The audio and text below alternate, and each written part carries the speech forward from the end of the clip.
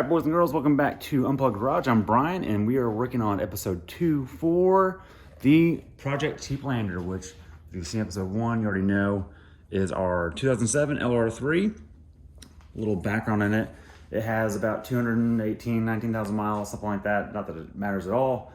We bought it for $1,500. I bought it as a joke because my brother and co-host bought a older Land Cruiser at the same time. Really, instead of this, for more money, and I thought, you know what, let's buy the cheap one and see when it's going to blow up on us and if it can hang with a Toyota. And as it turns out, it hasn't blown up yet. So more on that. We'll put those head to head in the future to have more fun with them. But for today, I'm going to address what I would really consider a stage 1 mod for an LR3, and that's going to be better wheels and tires. It already has really good off-road abilities out of the box. It has air ride suspension. It has a center locking diff, which is just automatically does all that. Drive modes, all that kind of stuff. It's kind of the first vehicle to have drive mode selection, which now, you know, Bronco Sports have these now. That big knob in the middle, kind of a bigger deal. And also something I really love about this thing is that if you're a Top Gear nerd and you've watched Clarkson, Hammond, and Mayer over the years, all the good Top Gear episodes that you like were most likely filmed out of the back of one of these, at least in the later couple years on BBC. And that's really because of the back hatch. This is what they were filming out of. They could open this thing, it was dry out of the rain, and they could shoot straight out of it, and in the European weather, it was fine.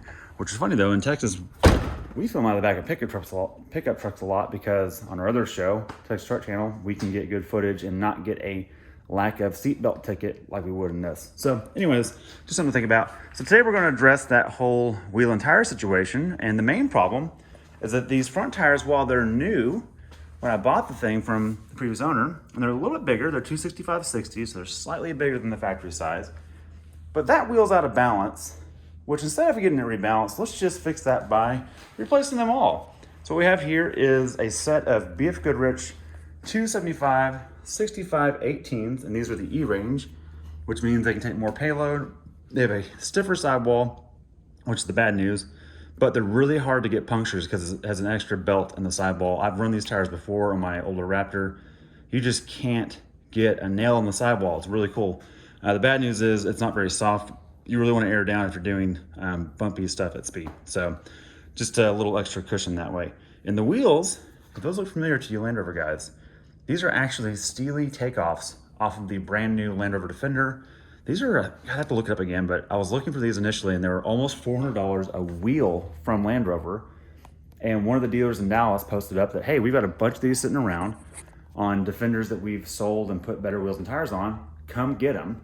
And I bought 5 of them, $25 a piece. So that's pretty freaking awesome. In fact, I think it ended up being, because I bought 5, he threw the 5th one in. So I think it was $100 for 5 of these. So I didn't like them in white. They come in white on the Defender. I think on a silver vehicle it just doesn't work. So I decided to rattle can these, because again, this is Cheaplander, can't powder coat it, got to keep it cheap. Rattle canned it a kind of an anthracite gray, and it's a wheel paint from AutoZone, and it just matches the logos perfectly on the rig. And so the other problem with a taller tire is now you've got a little bit of rubbing, like everything. You know, you buy it a certain way, and then when you start messing around with it, you start rubbing things. And so to solve that, we have bought a sticker from Lucky 8. The sticker is $68, and it comes with a Proud Rhino lift kit, and that's what these lift rods are. And if you know anything about Land Rovers, or if you're new to it, this is something pretty cool. This is actually a metal, well, the middle is metal, the ends are rubber. This is a lift rod, and all this does is tricks the air ride suspension sensor on each corner to making it think it's riding 2.5 inches lower than it is. So then your static height is now 2.5 inches taller. It's just that simple. There's no programming needed. There's no dealership visits. There's no several $1,000s lift kits. Like if you had a regular pickup truck, you're looking at a couple grand to get a decent kit with good shocks and stuff. You can maintain all the air ride goodness here. It just pushes it up a little bit, and that's pretty cool. So let's just jump to it. I want to start tearing wheels off and swapping these on and see how it goes.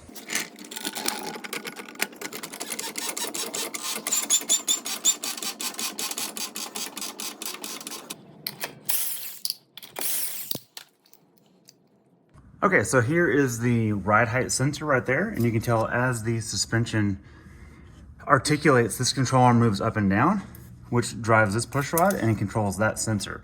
So we're just gonna pop this off and put the new rod in there.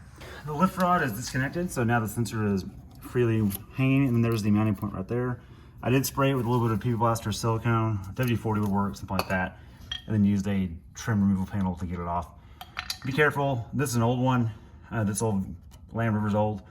The sensor feels like the rod would break if you're not careful, so just be patient. But once it's off, the factory one's super flexible. The ends are rubberized, and they just flick around. Center is stiff, but that's the original, and here's the new metal one, and it's got a rubberized end. I'm just gonna pop it on, and just like that, with the magic of editing YouTube,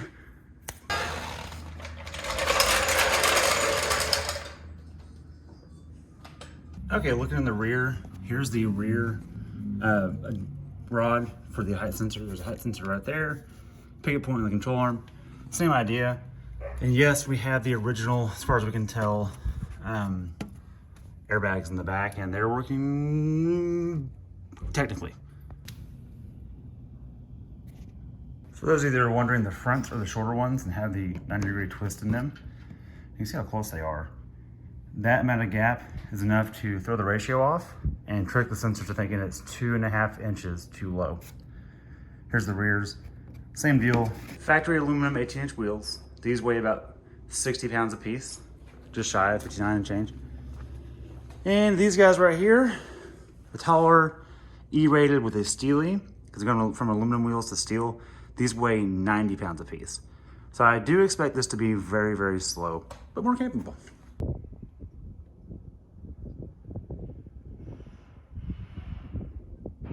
Just like that, all 4 wheels and tires are on, and lift kit is on. And again, this is a, let's see, 275, 65, 18 all around. And those are $150. Wheels are $100. So for $250, we've got wheels and tires. And then for $68, a lift kit. Man, you can't buy a lift kit for less than what we paid for this vehicle on most other vehicles. So that's pretty cool. I haven't started it up yet. So let's start it up and see how it does with the lift rods. Okay, so it's sitting happy, it looks like. I'm gonna cycle the suspension real quick. So right now it's on normal height. I'm gonna bump it down to, oh, there we go, to lowered height. So with the 2.5-inch lift rods, there's a compressor running. That's now the height at the lowest setting, which is what the medium height used to be. And it looks like we've got plenty of room for clearance. Let's take her up all the way now. So we're gonna go to middle height now. This is normal when you're driving. And that's with the lift kit on it. So that's now the standard driving height. And then let's go to extended height. Jeez Louise, we're getting close to the garage height now.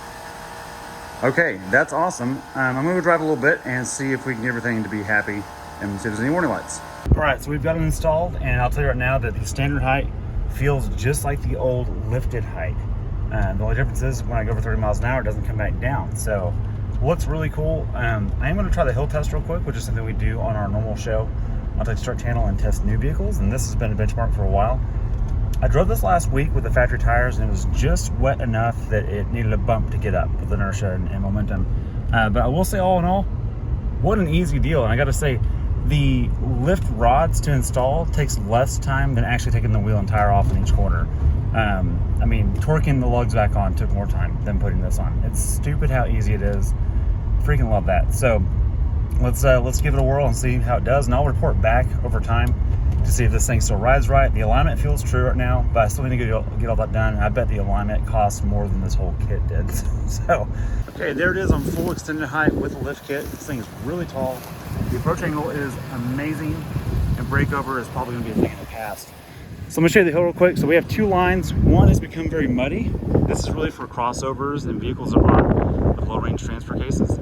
That's kind of like our threshold of capability. And then this is the line I want to test right now. This is the main line. And typically you need at least like a 31-inch, maybe 32-inch tire to have less trouble here. You can see we've had some, well, we've had some other vehicles up here for sure. We've definitely left our mark in a few spots up here. But anyways, I get hung up here. This is actually a 21-degree incline. That's a 46-degree incline on that step. and usually the rear wheels will get hung up when you're crawling slow. So let's run this thing up and see what we get.